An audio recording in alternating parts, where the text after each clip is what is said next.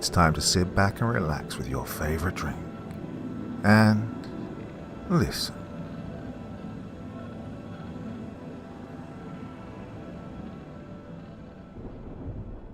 Well, they say that all cities are mad, but the madness is gallant, and that all cities are beautiful, but the beauty is grim. Such is the case in tonight's story of the city that knows no peace. The city that I live in is old, not just by the date of settlement, even before the Spanish conquest, but from the time that the first men sealed the earth with the blood of the other tribes. The Huachichil tribe were sanguinary people, loathing the sight of newcomers, so by the time the Spanish came to this territory, bloodshed was on their mind. The fight was bloody during the day, the desperate screams of native women and children shot and pierced by the Spanish swords, mutilated soldiers moaning on their deathbed. During the night, the war drums, chants, dancing and the wailing of the morning were the only sounds to be heard. As history books now tell us, they were finally conquered with disease, oozing welts and delirious fevers, somehow healed by salvation of the Lord and God of the Christians, and some mysterious white powders under the care of priests brought over the sea to care for the sick. The Huachichil were cunning people who would not give up easily.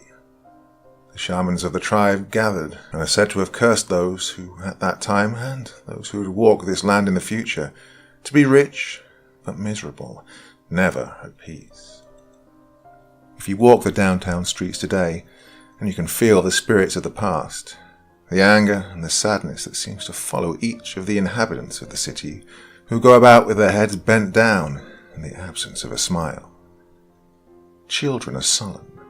The young and adults are only gregarious when drunk, a pastime all too common in this city, and the old spend their days at church with their thumb and index finger indented with the shape of rosary beads, praying for the eternal rest they all seem so desperate for. As much as Town Hall tries its best to renovate the dilapidated historical buildings, in a matter of months they fall into disrepair again, paint peeling, pieces of walls tumbling to the ground as people walk by, sidestepping the stone, not even bothering to glance up to see where it had fallen from. The air is heavy as the hearts of the people who live here. As a child, my family and I would visit this city, back when it was still a town, during summer vacation. I remember being about 8 years old enough to walk to the nearest corner store by myself, but too young to be out alone at night. My grandmother, aunts and uncles will tell me that the Cuco, a man who stole children away to an unknown destiny, would take me and I would never see them again. A horrifying idea for such a young child. So I was very respectful of the curfew. As soon as the sun started to set, I made my way back to my grandmother's house. One late afternoon, I'd overstayed a visit to an elder neighbour's house a few blocks away, a lady who told me stories of her own childhood at the family farm, which I found fascinating, being a city dweller, and this was new to me. She started to doze off in the middle of a story, so I decided to tiptoe out of the house, closing the door behind me. As I turned to step off the porch, I was confronted by a dark sky and a silent street. I panicked, not knowing what I feared more, the Cujo or the anger of my family. Regardless, I had to get home. Stepping onto the sidewalk, I saw that the 2 blocks that I had to walk were dark. Streetlights were off for some reason. A few old crumbling houses on the way looked even darker. A tunnel of darkness. A tunnel I had to walk through to get to the streetlight that marked the corner I had to turn to get to my grandmother's. Once there, I'd be safe. I mustered all the courage a little child could. I clenched my hands into fists and started to walk at a fast pace. The first block was silent. No people, no cars, no dogs or night sounds. I got to the corner, stopped and ran across the street. I continued quickly, knowing I was almost there. Suddenly, to my right, from between the panels of a broken door, I felt a gust of icy cold wind. I stopped and turned to see where it had come from. It was the middle of summer. The air had been hot and sticky. There, within the frame of the broken door, stood a man. Beyond him, I saw the house had no roof. I looked back at him. He smiled a crooked smile. Black and yellow uneven teeth were revealed. "Hello, my name is Don Quintero. What is your name?" he said. I snapped out of my trance and ran the rest of the way to my grandmother's house, slamming the door behind me, startling my parents and the rest of the family who'd gathered in the dining room. Needless to say, I was grounded for the rest of the week. I burst into tears and ran into the guest room. A few minutes later, my grandmother came into the room with a dinner plate and asked me what had happened. I told her, and she started to lose colour. She became very pale. Worry started to settle in her eyes. She told me she would speak to my parents. Everything would be fine tomorrow, and I would be able to go out with my cousins. She kissed my forehead and left me to eat my now cold food. I stopped halfway. I noticed that the laughing and chatting of the adults had died down to whispers. I silently walked to the corner of the dining room, out of their sight, and listened. My grandmother spoke of a time during the Revolution when the men would hide their wives and children in the cellars and basements for fear of them being raped or taken away to be used as practice targets by the rebel soldiers that passed through the town on their way to the camps. Money and valuables were buried in the floors or sealed in the walls of the homes for safekeeping. She was a child herself during this time and had experienced being locked in the cellar. Fear was part of everyday life. The men in the neighborhood and surrounding blocks gathered in the afternoons to discuss what could be done, exchanging suggestions and alerting each other when food was available at the stores. They would go in teams and bring enough for everyone's families. In desperate times, friends and acquaintances were there for each other. But there was one man, always taking more than his fair share. If a whole family was killed, he would look for and steal their money and valuables, taking them home never to be seen again. Well, the men started to shun him, fearful of his greed. Once a talkative man, now he could be heard in his home pacing back and forth behind his wood-panelled door. As fate would have it, by the end of the Revolution he'd been killed, his body left to rot. No friends or family to claim him, no one to give him a Christian burial, no knowledge of where his money was. His name was Luis Quintero del Rio. Yes, Don Quintero died rich, but miserable. "May God have mercy on his soul," she said, crossing herself. I could hear my own heart beat pounding in my ears. I started to shake. Tears welled up in my eyes, and I vomited, loudly enough to bring my mother to my side. My grandmother was horrified and had asked me how long I'd been standing there. I told her the truth. She picked me up, took me to bed, yelled out for someone to bring a fresh egg, and started to make passes over me with the egg, mumbling words I barely understood. My mother stood there wide-eyed. She'd heard of the ritual of curing the evil eye, but could not understand what it had to do with me. Stomach flu, or maybe the cold food, but anything but this ridiculous evil eye nonsense. My grandmother finished and asked for a glass half filled with water. She broke the egg into it. The yolk came out blood red, with 2 white spots. The eyes, my grandmother said. I was given some tea and started to feel sleepy. My mother in a chair next to my bed, my grandmother in a rocking chair humming a lullaby. They thought I'd fallen asleep. My mother asked her what had happened. My grandmother continued the story that I had interrupted. Don Quintero's house stood abandoned for several decades, standing the passage of time pretty well, until in the 1930s, 3 young ladies, the youngest barely 15 years old, moved into it. They had lost their parents to an accident and had to sell the family home to pay debts and make ends meet. The town had kindly allowed them to stay in the abandoned house until they could make a stable life for themselves. The house was dirty and dusty, curtains in tatters, some broken furniture that needed to be repaired. So the sisters agreed that, while the 2 older ones went out daily to do odd jobs, the youngest could stay behind and try to make a home out of the house. first few nights, noises could be heard coming from the living room. Slow steps as if someone was dragging their feet, or a chair would be found out of its place.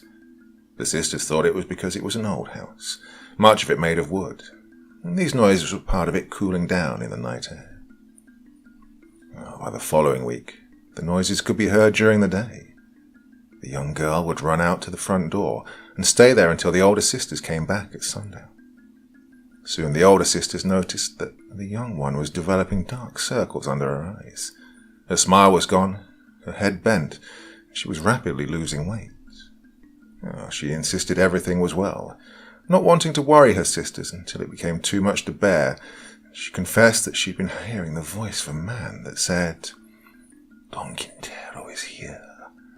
Don Quintero has to leave." But the house was empty. The sisters, fearful of being involved in unholy gossip, decided that when the young one heard the man, she should call out to him and ask, "What do you want? Do you need prayers? How can we help you?" When the moment came, she crossed herself several times, prayed to the Lord in heaven, and asked the questions, held her breath, and waited. The voice answered, 3 tiles to the north of where the wing-backed chair stands, 1 meter into the entrails of the earth, you will find 3 wooden chests.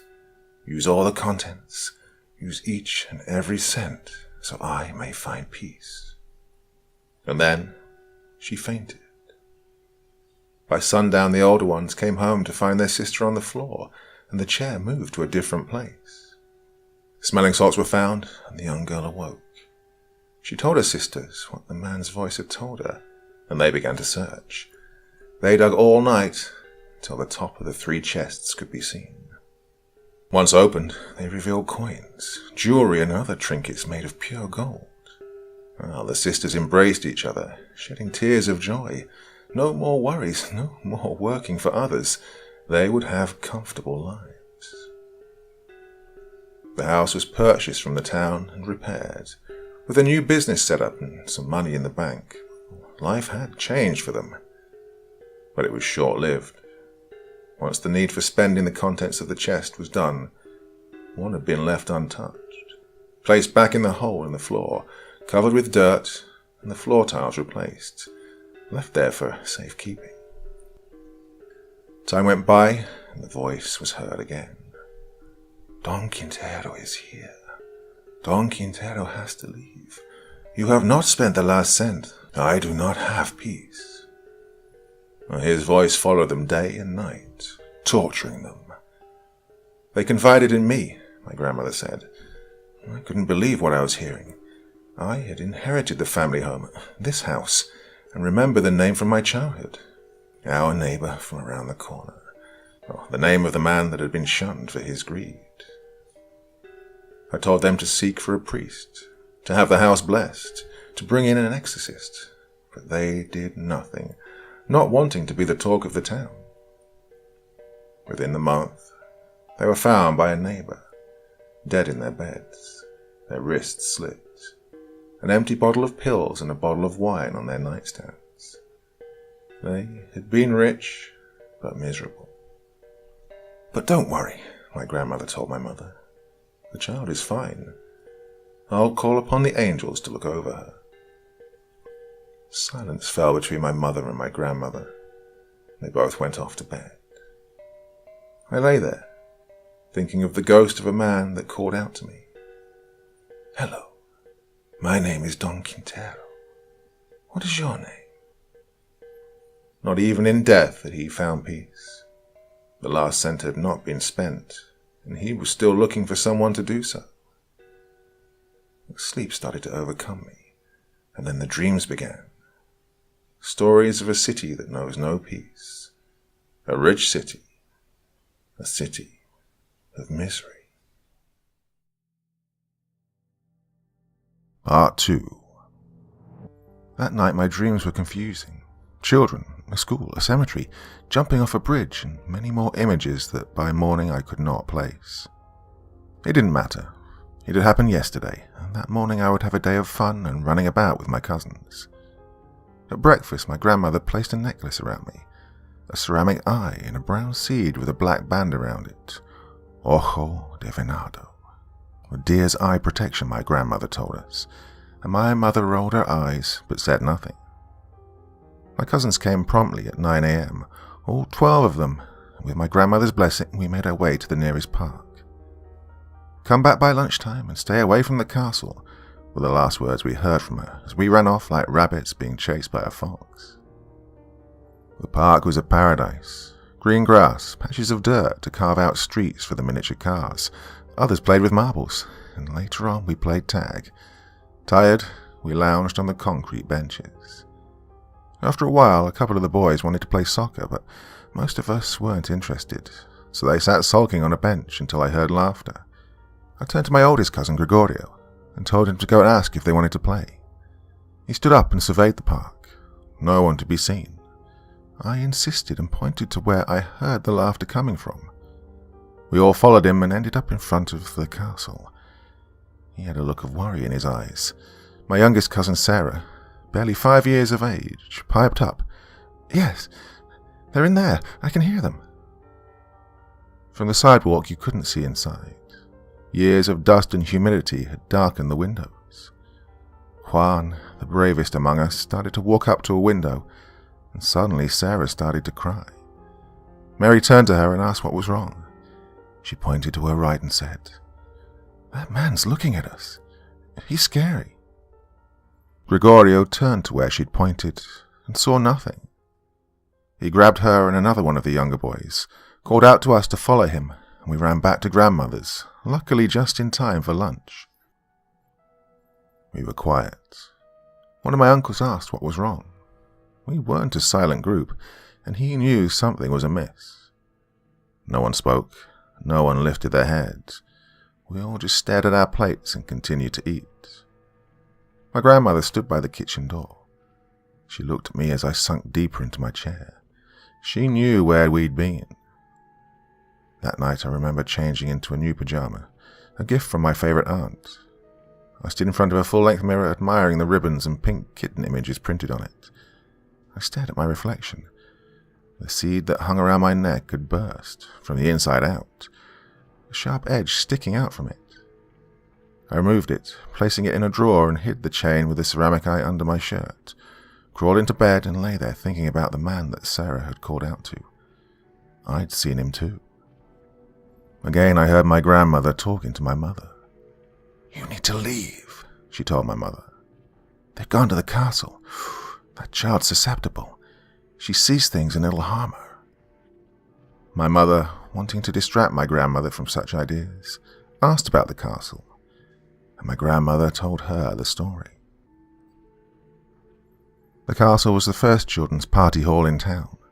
White brick walls with gold trim, towers so high that they overlooked the town. Inside were paintings of animals holding onto colourful balloons, all sorts of slides and jungle gyms for the children to climb. Televisions hung on the walls where cartoons were to be displayed. It was shut down a year after opening, witnessing a tragedy that would shake the town to its core. A politician had held a birthday party for his 12-year-old son. The catering and cake service had been called in from a city close by. Local caterers were old-fashioned, too traditional, and nothing was good enough for his son. The day came, a beautiful spring morning. Guests had started to arrive, children giggling in anticipation, dragging oversized birthday gifts behind them, excited to see their friends. Proud mothers holding their heads up high as they walked into the venue.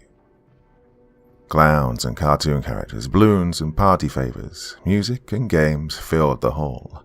Laughter and chatter. Oh, it was the place to be. Lunchtime came around and the children were marveled by the colorful meal. Sandwiches, finger food, caramel-covered popcorn, sweets and treats that they'd never seen before. Mothers were served chicken cordon bleu, asparagus salad, tiramisu and coffee. The cake was brought out, a towering replica of a sports car, covered in white frosting with flames ablaze on the sides, tires made of black tinted fondant, every detail you'd expect of a real car. The children tore into the cake, gorging themselves with the sweetness, licking their fingers, cleaning their hands on their clothes. Mothers smiled. How privileged their children had been to be invited to this party. Then, the paralysis set in. The children started to slump in their chairs, complaining they couldn't move. Mothers chuckled, telling them that they'd eaten too much. "Oh, lie down and nap for a bit. It'll soon pass," they said, turning their backs on them, continuing to gossip about all those who weren't invited. A few minutes later, a chair fell over. The child sitting on it had started to convulse, foaming at the mouth. Some started to draw blood. Mothers cried in horror. An ambulance was called. Chaos ensued. In the end, the floor was covered in blood, puddles of saliva and limp bodies. The funerals were held the next day. 32 graves, side by side. Cries of, "God, why did you do this to me? What did I do to deserve this?" The newspaper headlines read, "Political rivalry, revenge by local caterers, God has forsaken us." Forensics explained that the food had been prepared with barbiturates, and the frosting contained high doses of rat poison. Death was unavoidable. Gregorio had not been invited to that party, Grandmother said. We were lucky. To this day, the souls of the children haunt the castle and will possess any child that gets too close. God have mercy on our souls. Well, my mother had had enough. Regardless of the fact that it was her hometown, she'd left at a young age to marry my father, moved away leaving behind the town and its folk tales. She walked into the living room and told my father to change the plane tickets. They'd be leaving the next day. Well, I panicked. I didn't want to leave. My summer ruined. I lay there staring at the ceiling, finally falling asleep. More dreams, more stories. The next morning my grandmother stood on the porch, smiling and waving goodbye to me. She told me it was for the best. "You'll be back next year and everything will be fine," she said. "Oh, we'll see about that," my mother retorted, closing the cab door. After the plane took off, I looked down through the window. The clouds were eerily grey, shaped almost like a smile with crooked teeth. I pulled down the window shade, looked at the ceramic eye in my hand, closed my own, and said goodbye to the city that knows no peace. A rich city, but a city of misery. Back at her home, my grandmother was tidying up the guest room. She found the burst seed, and she crossed herself, and thanked God we'd left. It'd be 2 years before I returned. Part 3. 2 years had gone by. My parents thought it would be good for me to improve my Spanish by having me take the last month of class in town and stay until the end of the summer. And this time I would travel alone. I enjoyed the freedom. Walking to and from school gave me a chance to look at the old buildings. Many of the roofs are caved in, doors chained with padlocks, but there was always the one that called to me. And one day I decided to go there. I had to see it.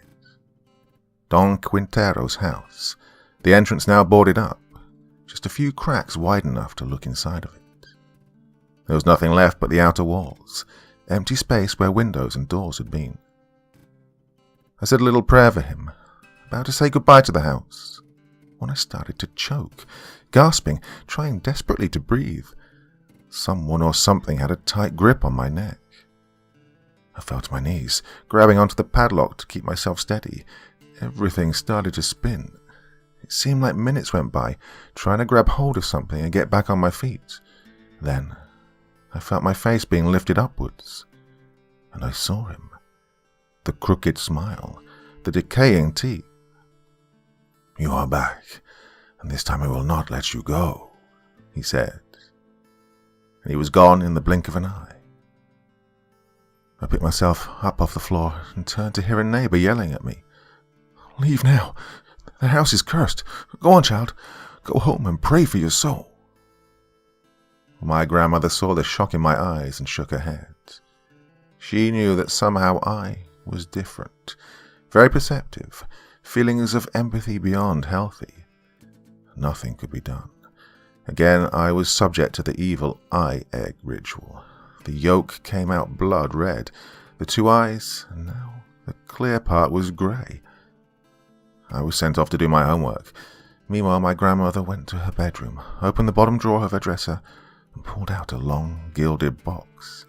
Inside, laying in a nest of silk, was a rosary made of pearls, a gift from a family friend on her wedding day, blessed by the Pope himself. She prayed and prayed. I could hear the creak of the rocking chair and murmurs of the Lord's Prayer over and over again, well into the night. By the second week at school, I'd started to feel comfortable. My Spanish was good enough to communicate with my classmates, and being the tomboy I was, I befriended the boys in the class, wanting to tag along on their adventures. "Let's go to the second floor," exclaimed one of the boys. Everyone fell silent, looking at each other. Then they turned to me. One of them said, "I dare you to go to the haunted classroom. The classroom behind the stairs on the second floor. There's a hole in the wall. Blow through it and stay there to the count of 10. They looked at each other again. Of course, me wanting to fit in with the group, I said yes. The building was big, built in the early 1900s, made of grey stone, the first private school in town. The owners of several businesses wanted their children to live the Ivy League experience in preparation for continuing their studies abroad. High ceilings, wood interiors, paintings of war heroes, very tall windows covered with metal mesh for some reason. A fort-like appearance, elegant nonetheless. I stood there. I'd been told not to go upstairs, an area for the older children. When I started to climb the stairs, and halfway up I wrinkled my nose, the smell of burned flesh hit me, a horrible smell of copper, rot, and burned fat. I turned to walk down the steps, but the group of boys were waiting at the base of the staircase, looking at me defiantly. No, there was no turning back. I continued to the landing and turned left to go behind the staircase that continued up to the dormitories, now converted into a warehouse for old class materials and broken desks. As the door came into view, the smell grew stronger, but now the smell of copper was stronger still, more raw, more fresh. I walked up to the door and found the hole, blew into it, and regretting it for the rest of my life.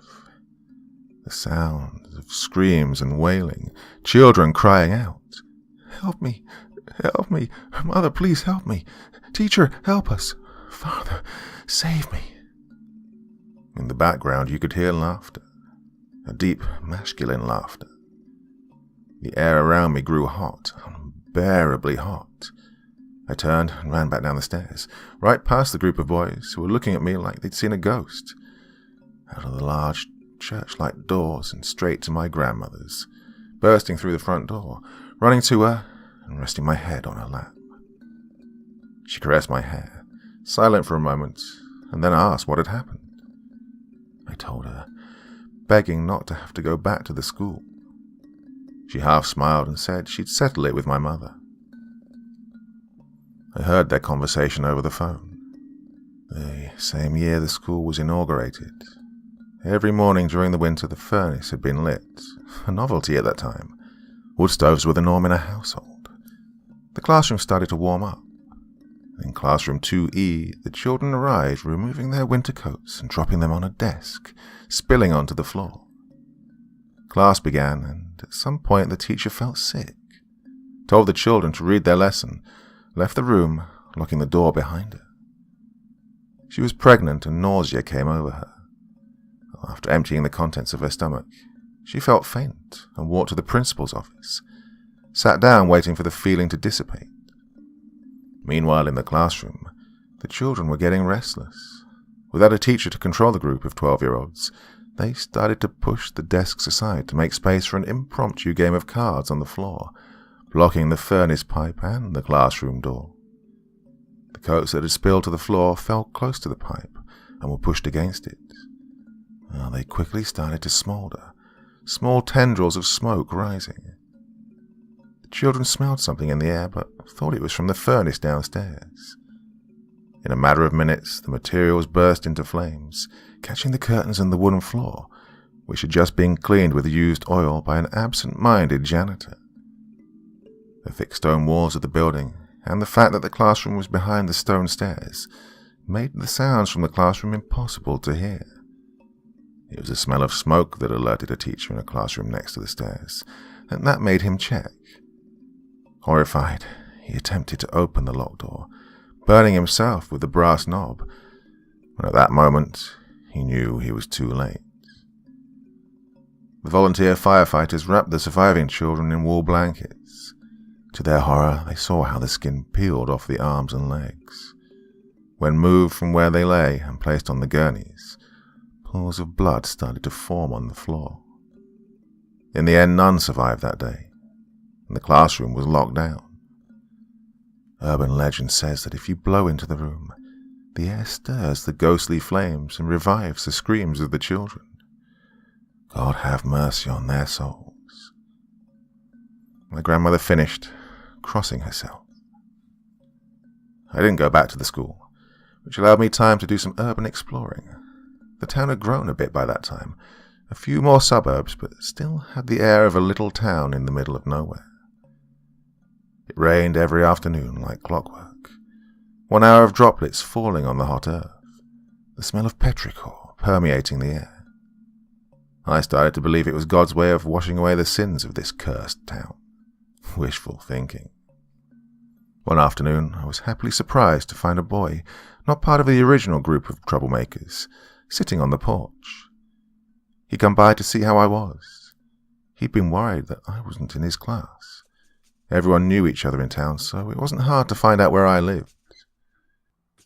I told him about my experience, but he didn't seem surprised. He asked me to come over to his house the following afternoon to meet his brothers and sisters and play some board games. I told my grandmother, and she approved with a smile. She knew his family and was comfortable with the idea. The following afternoon I walked to his house and found myself surrounded by children. He had 2 brothers and 3 sisters. He was the oldest, the youngest being about 2 years old. His mother came out to greet me and smiled with a bright white ample smile. She was wearing a long dress made of colourful material, dangling earrings, leather sandals, and smelled of heaven, roses, and vanilla. I had a wonderful time. After the rain, we decided to go outside and play tag in the streets. Well, at moments I was confused. There always seemed to be an extra boy, dressed very strangely. Little Lord Fauntleroy comes to mind, but no one else seemed to notice, so I just ignored the fact and continued the game, avoiding him. Night set in, and his mother came out to tell me that she'd called my grandmother, and I was to stay for dinner, and she'd walk me home afterwards. The walk back was filled with her lively chatter. She was warm and cheerful. Well, I hadn't noticed that the street she'd taken brought us directly to the house. Yes, Don Quintero's house. As we walked by, I shuddered. She noticed. Worry set in her eyes. She gripped my hand and started to walk at a faster pace. My grandmother was waiting at the door, and I was shooed off to bed while they sat on the porch chairs and drank coffee. I was invited back to their home several times. Game time always left me cheerful and exhausted. Dinner, as always, was wonderful, and the walk back home was filled with laughter. Oh, she never brought me back the same way, always avoiding his house. On the last visit before I left for my home, she handed me a parcel, wrapped in white tissue paper. It felt heavy. I thanked her and said goodbye. I showed it to my grandmother. We opened it. It was a small dagger made of polished obsidian. Grandmother smiled knowingly. She said it was to cut negative energy. She placed it in my suitcase and we went to bed. The following morning was a rush to get me to the airport. Everything went wrong. Keys missing, the car wouldn't start. I was destined to miss my plane. Again, grandmother saved the day by placing her rosary in my hands, and off we went. On the plane, I decided to close the shade on the window and not look back. I promised myself I would never return. Or so I thought. Part 4. My mother was weary of sending me back to my grandmother's, but it was my parents' anniversary and they were to take a month-long cruise. I argued that I was 18 now and could stay by myself at home. My father would have none of it. "Oh, you're safer with your family than on your own. It's decided," he said. I sighed, went back to my room and walked up to my dresser, opened the bottom drawer and pulled out a wooden music box. It had a hidden drawer within it. I tugged at it and finally saw my treasures: the ceramic eye pendant, the obsidian dagger, and the rosary. I closed my eyes, trying to shake off the shudder that ran up my spine. "Here we go again," I thought, picking up the rosary and pulling it over my head, wearing it like a necklace, remembering to hide it from my parents' inquisitive eyes. I'd been raised agnostic. Religion was not in our vocabulary. Well, this time around, Gregorio picked me up at the airport. Grandmother was getting old and was no longer driving. He dropped me off at her house and promised to come back that evening to go out on the town. Here I had the legal age to go to bars. I knocked, and after a few moments, she opened the door. My heart sank. She was bent over and moved slowly. Her hair had turned white and her eyes looked faded. Time has no mercy, and I'd just been confronted with mortality. She smiled at me, though, and invited me in. I took my suitcase to the guest room. Nothing had changed. The same bed, chair, dresser, and rocking chair in the corner. The same pink bed cover and satin pillows. I lay down and was reminded of how soft it was.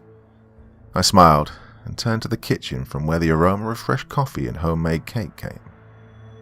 We sat down for a couple of hours and chatted about the happenings in the last years. She was very satisfied that my life had been so active and worry-free. Night fell, and she excused herself. She was ready to sleep. I told her I was going out, and she handed me the key to the house. "Oh, don't forget to lock the door when you come back. And if you use any dishes, remember to wash them before you go to bed. Well, the souls will be restless if the kitchen isn't clean," she said, and this time it was me who rolled my eyes. Gregorio came by at 9 p.m. We were going to pick up the rest of the crew and then go to a new bar in town. "It's called El Calabozo del Dr. Creepin," he said. I was excited. My first time at a bar. We arrived, found a table, and started to talk to each other. So many years had gone by, so much to catch up on.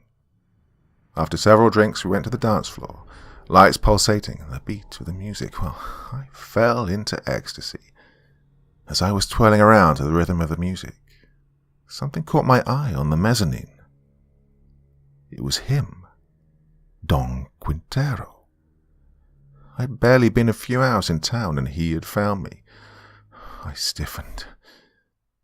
Well, back home, I'd done some investigation about empathy, and one article spoke out about how this trait sometimes disappears with age. I'd relied on this information, hoping it was true.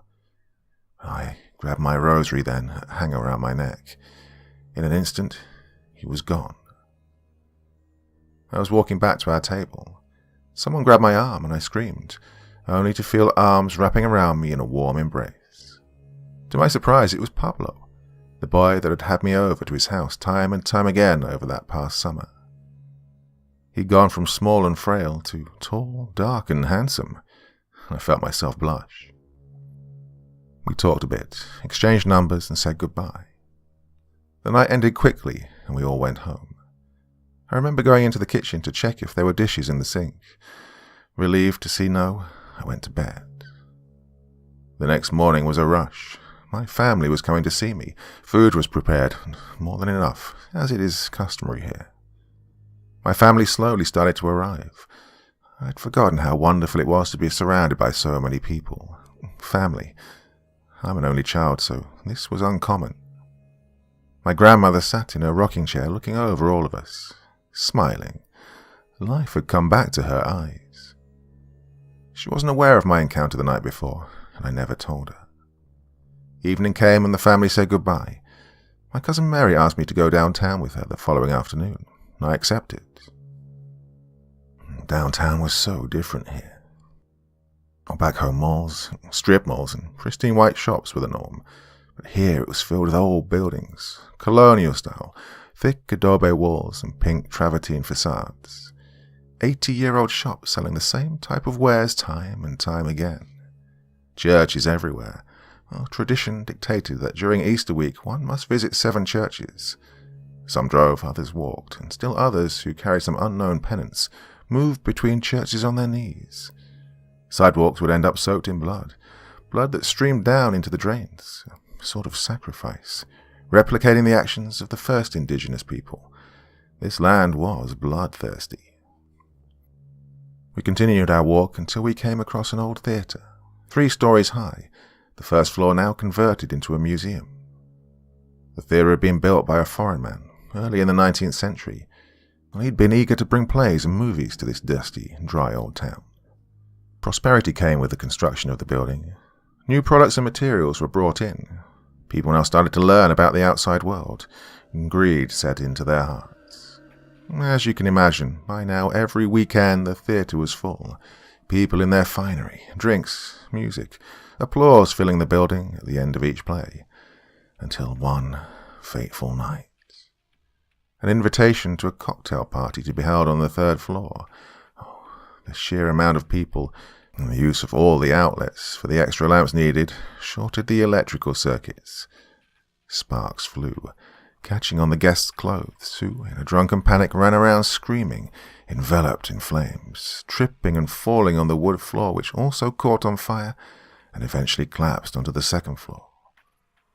The workers and some of the surrounding shop owners tried to help, but were crushed between the 2 floors. Renovations were postponed several years, and only the 1st floor had been renovated and secured, now used as a cultural centre. Oh, Mary and I shared a spirit of adventure, and when she proposed we try to climb up to what was left of the upper floors, I immediately accepted. There was a little metallic spiral staircase left behind, covered in rust but stable enough for a couple of girls to climb up.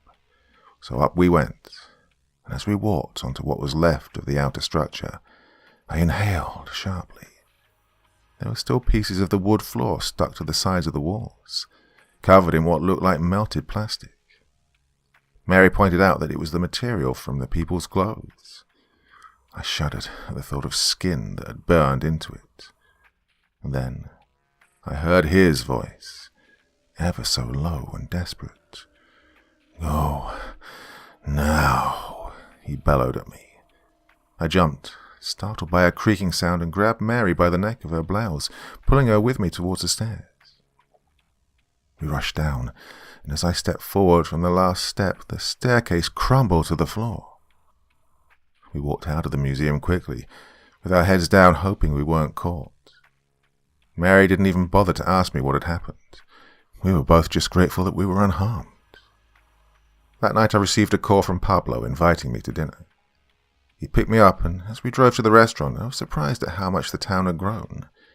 It was no longer a town. It was a city. New businesses everywhere. Fancy suburbs, industrial warehouses and plants had now covered what had once been kilometers of farming land. It was a 21st century city. Over dinner, Pablo told me that, with the quick growth the city had experienced, some people wanted to hold on to the history of this place. Older people were being interviewed. An archive had been set up, and since he was a student and an amateur photographer, the committee had invited him to participate. Of course, he had his camera with him and started to show me some of his photos. And he started to slide through a series of photographs belonging to the graves of the people who died in the 1972 train wreck. 1,800 people had perished. As most were unrecognizable, they were buried in individual graves using different body parts from different people to form one person. But that's a story for another time. He continued through them, and one caught my attention. I asked him to go back to it. My heart started pounding. It was a gravestone.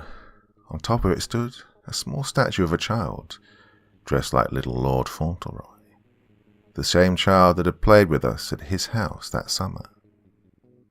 The story was that he was the son of a well-to-do couple, their only child, taken from them by tuberculosis. His mother never recovered and was sent to an insane asylum. I told him then about seeing the child at his home and about Don Quintero. He sat in silence. I thought he figured I was mad and prepared myself to go home. He still said nothing. We talked about other things, our plans, our dreams, what we expected of the future, and the night came to an end. Well, Pablo had asked me to go with him on his assignments. I learned so much about this place, fascinating and horrifying. During my stay, I decided to study architecture back home. The fascination for the old intricate buildings was now deeply set in my mind. And yes, he followed me day and night. I was used to his presence now. He never spoke to me after the day at the museum. Only his eyes were now pleading, beckoning me to stay. But I was ready to leave this city. A rich city, a city of misery, a city that knows no peace. Part 5. 4 years later, I returned to do my thesis in colonial architecture. I was so happy to see my grandmother and my family. The reunion was repeated as in past years, except this time my cousins and I were sitting at the table talking about our lives, our children and careers, and my grandmother sat in her rocking chair, happy to see us all together as adults. Pablo and I had kept in touch. He'd studied arts, specializing in photography, now an employee for the city archive. I promised to see him the next day. He told me he had some exciting news for me. My grandmother started to doze off, so we decided it was time to say our goodbyes. I woke her and walked her to bed, returned to the kitchen and left everything clean. I didn't want the souls to be restless. Pablo and I met over dinner. His exciting news was that an intern was needed for renovations on the downtown historical buildings, and he'd put in a good word for me. Well, I couldn't have been happier. I was off to a good start. As we were getting up to leave, I saw him, Don Quintero, standing in the corner of the restaurant. This time his eyes were blazing. I heard him clear as day. Don Quintero is here. Don Quintero has to leave. I grabbed my sweater and hurried Pablo out of the restaurant, sat on the hood of his car and placed my head between my knees. "What's wrong?" he asked. I reminded him of my first encounter with Don Quintero. He couldn't believe this was still going on. He'd speak to his mother. If I was in any danger, he'd let me know. That night I called my parents with the good news, asking them to send the rest of my things. I started my new job visiting sites, picking up samples of frames, doors, and ironwork. After a quick lunch, I'd go to my grandmother's, which is now my permanent residence, and I worked on my thesis. Life was good, I guess. Decent salary, interesting job. I bought a truck, lived well, but there was always something missing. My happiness was never complete.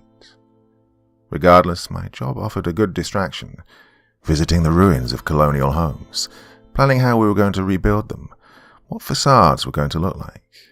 My mind was always busy, and the seasons came and went. I fell into a routine until the day my grandmother fell ill. Around midnight I heard a thud, jumped out of bed and rushed to her side. I found her on the floor, wide-eyed and gasping for air. I called an ambulance, turned to her to tell her. Her eyes widened as she whispered, "He is here."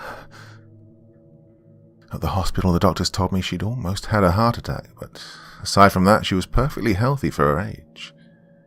It was time to speak to Pablo's mother. 3 days later, I was in Pablo's home, sitting in the dining room with his mother. She told me that the existence of Don Quintero was well known among the older population. The younger ones thought it was just an urban legend, but I was not his first victim. She said that he had attached himself to me because I was innocent. He needed that. Someone scared enough to do his will and to set him free. "You have two options," she said. "Continue to ignore him or do his will. If you do his will, you will be subject to the curse of wealth and misery." I was speechless. I could feel fear climbing up my spine. "As long as you carry your grandmother's rosary, he cannot harm you directly," she said. "Be aware, though, he will torment you into doing his will. Find strength in yourself, and you'll be fine," she finished. She smiled a watery smile, blessed me, and said, "May God have mercy on your soul." The following year was an inferno. His tactics grew more and more aggressive. First he appeared at the sites I visited, but now accompanied by other spectres. I'd find myself surrounded by several of them. They would outstretch their hands towards me and mouth words I couldn't understand. And people were weary of being near me. "You have an air about you," they said, shuddering. My grandmother, ever so perceptive, prayed and prayed for me until one day, I'm sure it was from exhaustion, she died in her sleep. The family fought over her belongings in the house, so I was out on the street. Well, I quickly found a hotel to spend the night in, which turned into a week. And in the end, Pablo offered me the spare room in his house, and I gratefully accepted. This accommodation did not seem to suit Don Quintero, and proceeded to torment Pablo as well. Then the vision started. Every person I saw on the street had a shadow on their back. Literally, they were carrying the shadow.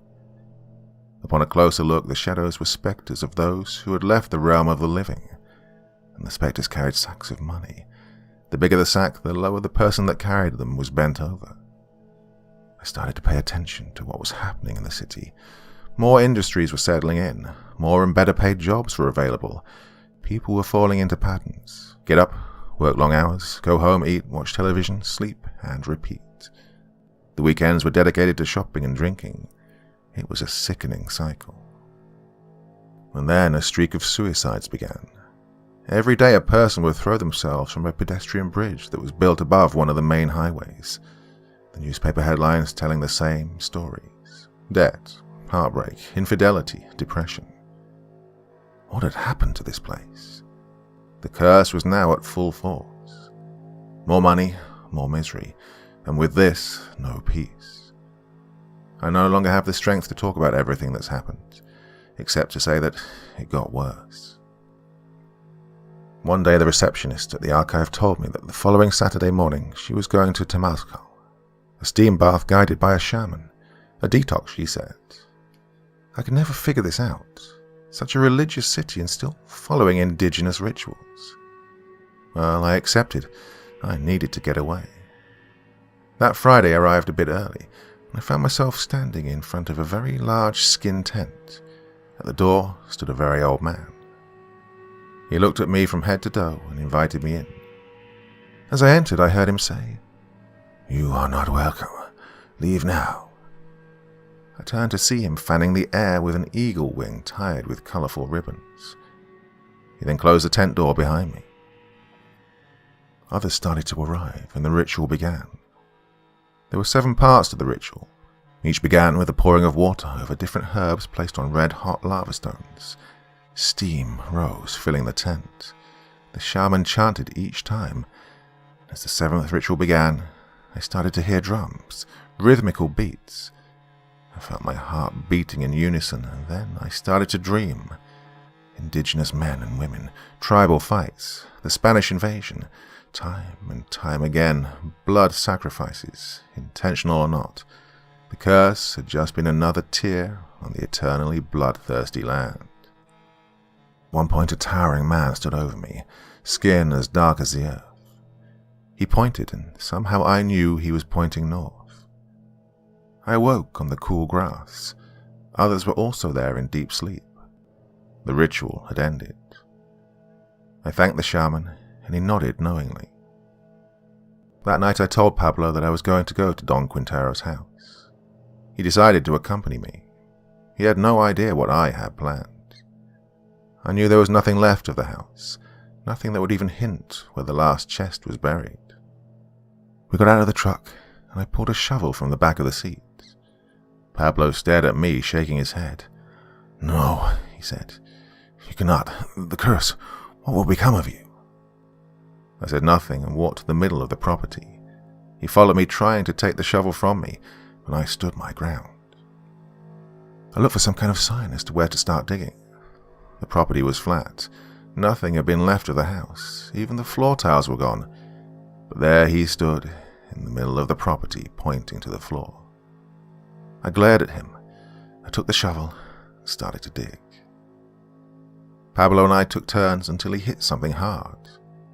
It was the chest. I started to dig around it until we could see it completely. We pulled it out, and I started to cry. What would happen now? I thought of the sisters and their demise. Pablo started to push the chest to climb out of the hole, and I started to drag it aside. I couldn't see very well. My tears and the dust had created a film over my eyes, blinding me. But I just pulled, and suddenly I felt the ground shake and heard a loud crack. I rubbed my eyes, and all I could see were clouds of dust. As it started to settle, I gasped. Where the house had stood was a sinkhole, a bottomless sinkhole. I heard sirens. The police had arrived. Neighbors stood at their doors in nightclothes. Questions with vague answers. I was helped into my truck. Someone called out for help to get my equipment into my truck. Pablo. Where was Pablo? The next day, the newspaper headlines read, "Tragic accident at renovation site. 1 survivor and 1 life lost. Government has decided to temporarily stop downtown renovations. No further investigation necessary. An act of God. Mother Nature was to blame." I stood on the pedestrian bridge, looking down at the rows of cars rushing by to work, to school, to shopping, or whatever the people of this city considered important. How ignorant. How blind they are to reality. Priorities askew. I extended my hand over the rail and dropped the ceramic eye, following it to the ground where it smashed to pieces. In my other hand, I held the documents to my new properties, home and business up north. I then pulled from my pocket the keys to my new BMW. I looked up to the sky and called out, "Goodbye, Don Quintero. May God have mercy on your soul." I got into my car and started to drive north towards the city limit. Once I reached it, I pulled the car over, opened the glove compartment, pulled out a parcel, covered in now yellow paper.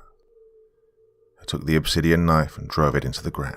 I got back into my car, leaving everything behind. A rich city, a city of misery, a city that would know no peace.